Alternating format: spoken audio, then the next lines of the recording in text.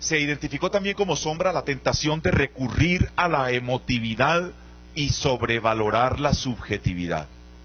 La difusión de la práctica de buscar a Cristo y la salvación sin ninguna mediación eclesial. Esa es otra sombra que se identifica. Cristo sí, Iglesia no. La típica cosa que se ha dicho hace ya mucho. Otra cosa que se identifica como sombra es que algunos planes pastorales todavía no se configuran como procesos. O sea, es un reto que hay allí. Los serios vacíos en los procesos de formación de los candidatos al sacerdocio y a la vida consagrada. Creo que quienes hemos tenido la oportunidad de trabajar como formadores en los seminarios nos damos cuenta que cada vez ese reto es mayor. Un número significativo de católicos que emigra hacia otras confesiones religiosas y sectas es una de las sombras identificadas. El impacto del antitestimonio de algunos sacerdotes y religiosos en la vida religiosa de los fieles que generan desconcierto. Finalmente, una sombra que tiene que ver con los medios de comunicación, identificada aquí. Modelos erróneos de vida cristiana propuesto por los medios de comunicación social. Se identificó como una sombra.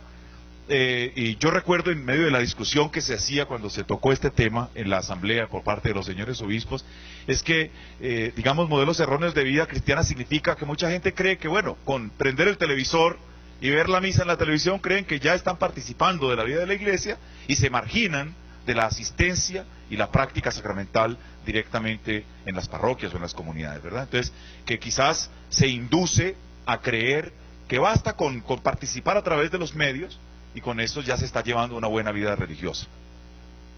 A eso se refiere esa sombra. Bien, el siguiente ámbito es el ámbito político.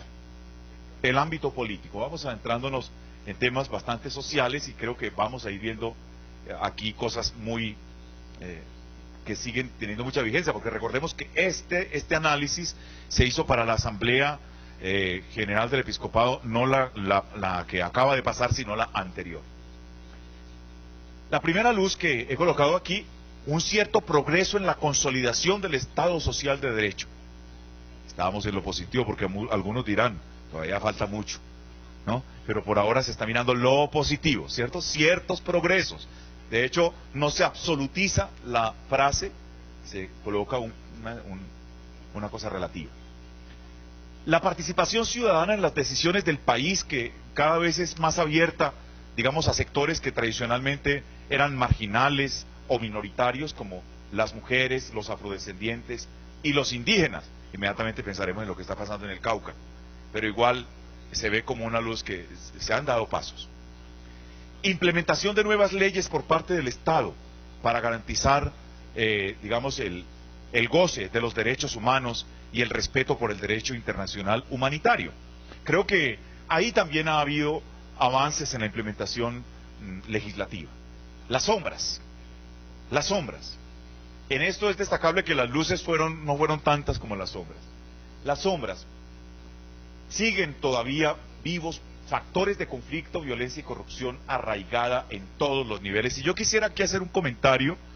Recuerdo muy bien esta discusión. El tema, cuando se habla de la corrupción, se destaca que en todos los niveles, porque estamos muy propensos a hablar de la corrupción política, ¿verdad? La corrupción del sistema público, de los poderes públicos, del Estado. Sin embargo, dentro de la reflexión se dice que inclusive se ha llegado a una cultura de corrupción aún en la base, ¿no? El hecho de, si estamos haciendo fila, queremos saltarnos la fila, si cometimos una infracción, queremos sobornar a la gente que nos va a imponer el parte. Entonces, hay una cultura que está generalizada en este tema de la corrupción. Una cultura violenta, una cultura conflictiva. Otra sombra es que la democracia sigue siendo débil. Si bien ha habido avances, apertura a sectores minoritarios, todavía hay una democracia débil. En muchas regiones sigue cooptada por actores ilegales que quitan y ponen los gobernantes locales, que determinan lo que se hace y lo que no se hace, que compran y venden las conciencias de los electores. Eso se sigue viendo todavía. Igualmente, otra sombra es el de las iniciativas gubernamentales en favor de las víctimas, que tienen contratiempos ante amenazas y organizaciones comunitarias. Y aquí obviamente aparece aunque no se menciona explícitamente el tema de la ley de víctimas y de restitución de tierras, que si bien en el papel suena como una iniciativa bastante revolucionaria, que toca elementos fundamentales de la historia de la conflictividad de nuestro país, que tiene mucho que ver con temas de tierra y de territorios, pues realmente esto que aparece aquí sigue siendo un factor fundamental para que la implementación y cumplimentación de esta ley no se haga, no se verifique. Hay muchos contratiempos. De hecho, ya ha habido varios líderes comunitarios que han perdido la vida y apenas está empezando a implementarse la ley.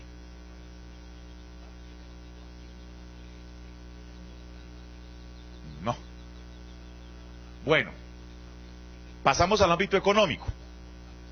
El ámbito económico nos presenta las siguientes luces. Vuelvo y subrayo, miramos lo positivo, luego verán que esto tiene otra cara. Cada una de estas cosas tiene otra cara. El creciente interés por los recursos y potencial productivo de Colombia, digamos, en principio eso es positivo. Se ve como una cosa positiva. Hay todo un potencial de crecimiento económico en el país. Los buenos indicadores de la economía nacional y una cierta mejora en los niveles de desempleo también se ve como una luz. El hecho de que haya una apertura en los tratados de libre comercio, que son un reto para el país, pero que no dejan de representar también oportunidades. Se toca también una cosa en la cual la Iglesia tomó parte muy importante en algunas regiones del país, los programas de desarrollo y paz, que han ido abriendo paso a una concepción del desarrollo humano y sostenible. De hecho, en el Plan Nacional de Desarrollo, los programas de desarrollo y paz lograron incidir en que muchos de sus principios y valores fueran insertados allí dentro de la política que tiene que ver con el desarrollo, de la política pública que tiene que ver con el desarrollo. Creo que eso es una buena acción de incidencia y allí la Iglesia ha jugado un papel determinante. Las sombras del ámbito económico. Naturalmente el modelo de desarrollo que coloca al mercado como fin y no como instrumento. Eso es una sombra que se cierne sobre todo este potencial económico del que hemos ido hablando. Un modelo de desarrollo que cuando pone al mercado como fin, pues obviamente se lleva por delante a la persona, se lleva por delante a las comunidades, se lleva por delante al mismo entorno, al ambiente, al hábitat. La creciente concentración del poder y la riqueza, ¿no? Sabemos que Colombia es uno de los países más inequitativos, no solo del hemisferio, sino del mundo. Y eso tiene que dejarnos interrogantes a todos nosotros. Una siguiente sombra es la poca preparación del país en términos legislativos y de infraestructura para los nuevos retos. Esta sombra tiene que ver con aquella luz que hablaba del TLC, que presenta retos pero también oportunidades. Se hacen convenios con estados, convenios comerciales, de intercambio comercial, de libre comercio, pero no estamos preparados legislativamente para blindarnos ante, digamos, actores o estados que son más fuertes que nosotros, y no tenemos una infraestructura realmente fuerte, sólida, que permita responder y ser competitivos en el escenario internacional. Para citar solo un ejemplo, los grandes países desarrollados del mundo tienen unas redes ferroviarias muy buenas. Nosotros todavía estamos luchando para rescatar al mismo nivel las mismas ferrovías que teníamos hace 40 años. Ni siquiera ferrovías que cumplan con los estándares internacionales, por ejemplo las ferrovías europeas, ¿no? Los rieles tienen que ser más anchos, tiene que haber una distancia más ancha entre ellos para permitir mayor estabilidad en el flujo de los trenes, etcétera. Estamos los mismos trencitos, ¿no? De siempre. Entonces, la cosa no va a cambiar mucho. Obviamente, otra sombra que se cierne sobre el ámbito económico es la concentración de la tenencia de la tierra. Esto tiene que ver, obviamente, con el tema de la ley de víctimas y de restitución de tierras. Este ha sido el problema histórico del país. Todo ha girado en torno a la tenencia de la tierra, el despojo, ¿no?, que ha generado la inmensa cantidad de desplazados que tenemos en el país. Se hablaba hasta el año pasado en cifras oficiales de las cifras oscilan entre 2,5 millones los más optimistas, hasta 3,5 millones o 4 los más pesimistas. Sin embargo, es lo que está en cifras. pero podemos hablar de que las cifras no se corresponden con la realidad. El volumen de desplazados al año 2011 puede pasar de 5 millones de desplazados en el país, sin contar los nuevos desplazamientos que se han dado en este año, que han sido muchos, que se siguen verificando todos los días. Nos llegan informaciones de nuevos y nuevos desplazamientos. Cada día ve uno, de tal parte se desplazaron 500 familias, de tal parte 1500, es diario. Más sombras del ámbito económico. Los problemas de seguridad alimentaria en sectores importantes de la población. Todavía seguimos teniendo personas que no están recibiendo lo mínimo para tener una seguridad alimentaria. Ayer veía un informe, por ejemplo, de que hay personas que tienen que sobrevivir y eso es mucho, ¿no? Hay unas que sobreviven con menos, ¿no? Pero imagínense, sobrevivir con 6.000 pesos diarios para las 3 comidas. Nosotros somos privilegiados. Nosotros sobrevivimos con un poquito más. No nos falta el pan en la mesa, pero los niveles, qué tan bien se puede nutrir una persona, y estamos pensando quizás en los que no tienen, en los que no están en condiciones extremas. Bien, la locomotora minera, otra sombra, no está suficientemente armonizada con la conservación del medio ambiente y las condiciones de las comunidades. En la asamblea del episcopado, en la anterior, los señores obispos sintieron la necesidad de detenerse, de hacer un alto en el camino y reflexionar sobre la realidad de Colombia en el campo minero energético, y salieron realmente preocupados, sin ser apocalípticos, pero de todos los retos que está representando para nuestro país este tema. En el Secretariado Nacional de Pastoral Social hemos venido haciendo una georreferenciación de la población con la realidad de cómo está el tema de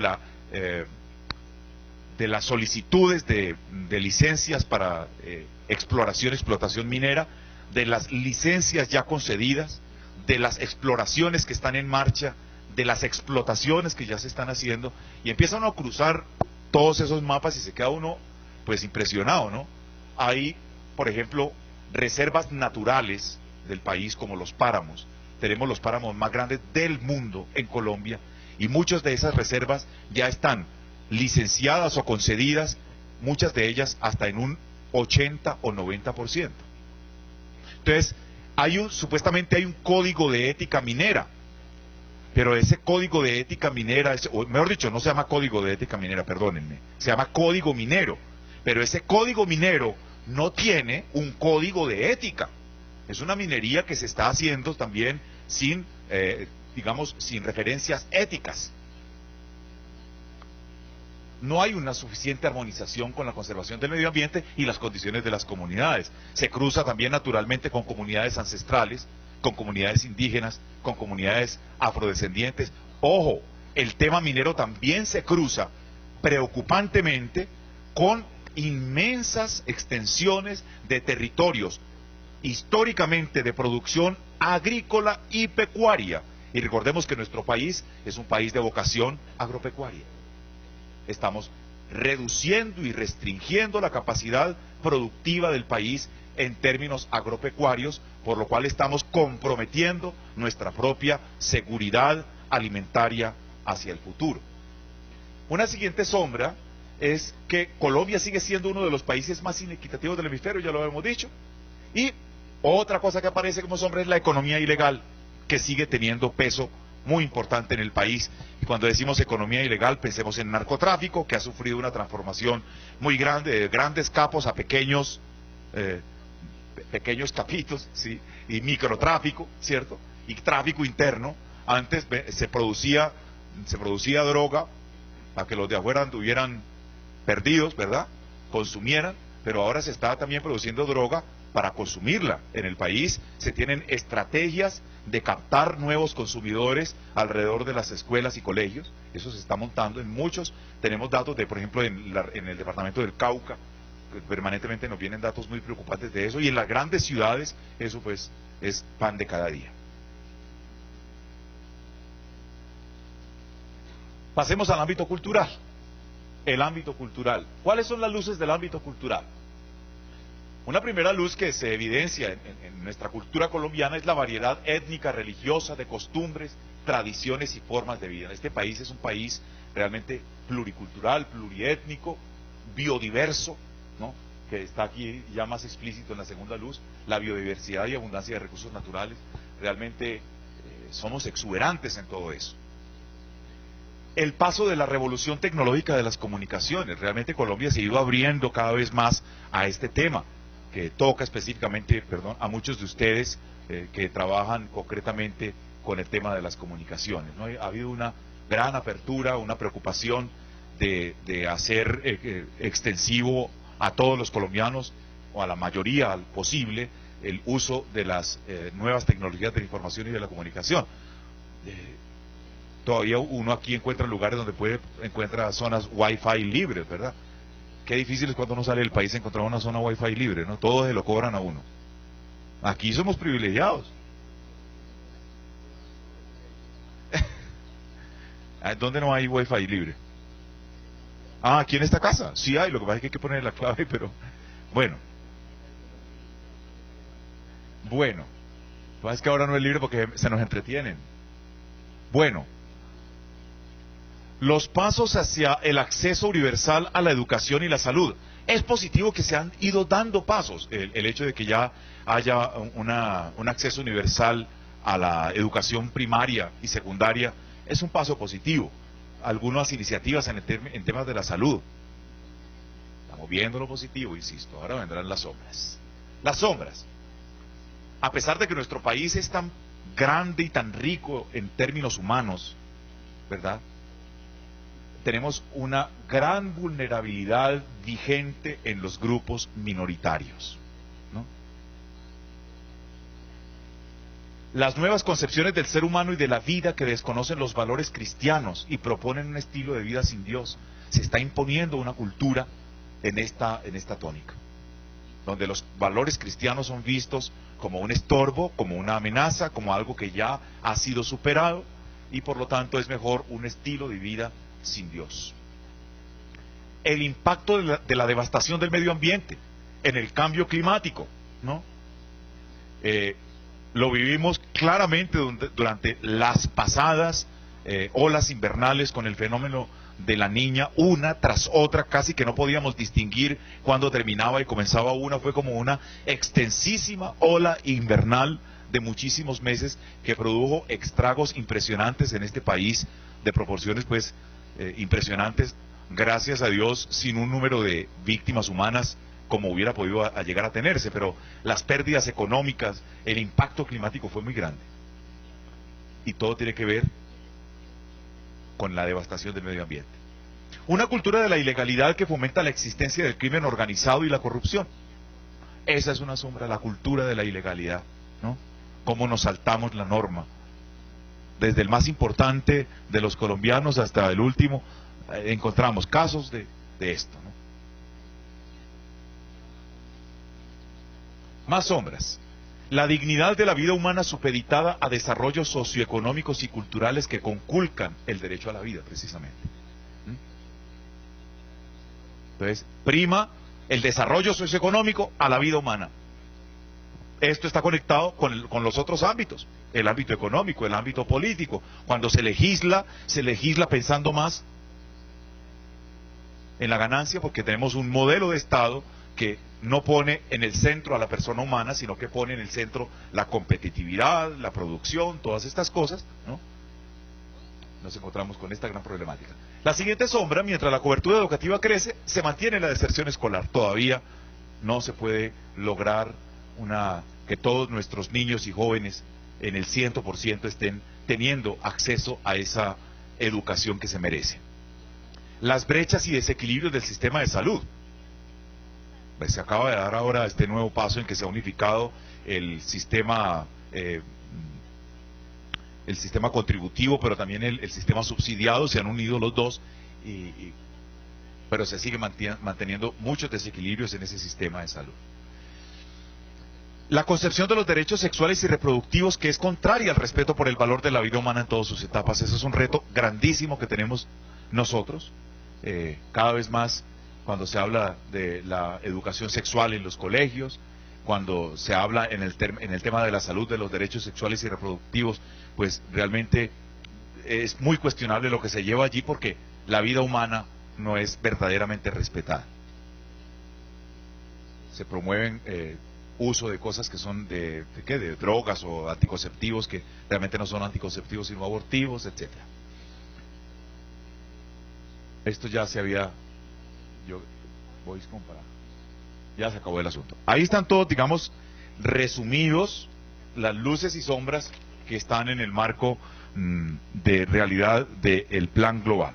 Pero realmente las hemos presentado a ustedes porque sabemos que no solamente están, obviamente, delegados de medios de comunicación, sino que hay vicarios de pastoral que fueron invitados a este trabajo, un trabajo que estaba liderando el Departamento de Medios de Comunicación, pero que ha sido organizado por el Centro Pastoral para la Evangelización de lo Social.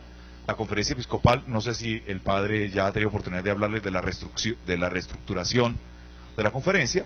La Conferencia Episcopal ha sufrido una reestructuración y ha organizado los distintos departamentos a través de centros pastorales. Hay 3 grandes centros pastorales: el Centro Pastoral para la Vivencia de la Comunión, el Centro Pastoral para la Evangelización y la Fe, y el Centro Pastoral para la Evangelización de lo Social.